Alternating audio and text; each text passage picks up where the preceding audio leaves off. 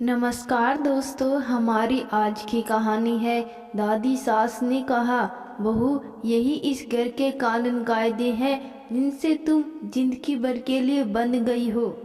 राधिका बहुत ही संस्कारी सुशील लड़की है। उसकी शादी को अभी कुछ ही दिन हुए हैं कि दादी सास ने कहा, सुबह जल्दी उठकर नहाकर ही कमरे से बाहर आना। तुम लोगों को तो बड़ा आराम है, कमरे में ही नहाने की सुविधा है। हम तो मुंह अंधेरे उठकर नदी में नहाने जाते थे अपनी जेठानी और नंदों के साथ।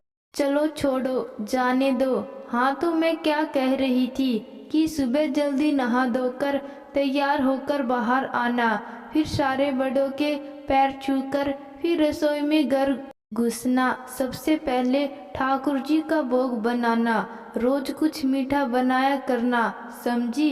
फिर पूजा के बाद सबके लिए नाश्ता, फिर खाना बनाना। तुम्हारी मदद के लिए तो काव्या और नव्या रहेंगी, लेकिन मैं तो अकेले ही सब करती रहती थी, कोई मदद नहीं करता था। चलो छोड़ो, जाने दो मेरी बात। हाँ, तो मैं क्या कह रही थी, खाना बनाना। अच्छा सुनो, सबसे ज़रूरी बात, नई बहू हो, सबको खिलाकर सबसे आखिरी में खाना, समझी।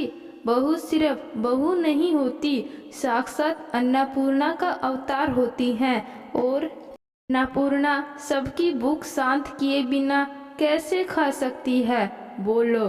कुछ दिन पहले ही दुल्हन बनकर आई नववधु राधिका को दादी सास सरोज देवी उपदेश दे रही थी। वह बेचारी चुपचाप सिर झुकाए बैठी थी और उनकी हाँ में हाँ मिलाई जा रही थी।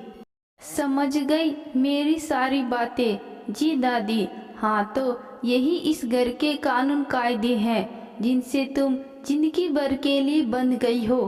ठीक है जी दादी। ठीक है, अब तुम जाओ अपने कमरे में, रात बहुत हो गई है। विवेक इंतजार कर रहा होगा तुम्हारा। कल से जैसे समझाया है वैसे ही करना। जी दादी, कहकर राधिका मानो जान छुड़ाकर भागी वहाँ से।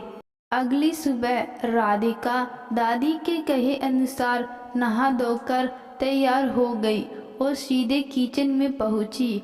वहाँ उसकी छोटी ननद काव्या और नव्या सासू जी पहले से ही मौजूद थी। किचन में घुसते ही ननद काव्या ने एक ड्राई फ्रूट का लड्डू राधिका के मुंह में डाल दिया। ये क्या मम्मी जी? राधिका घबराकर बोली। कुछ नहीं बेटा, घबराओ नहीं।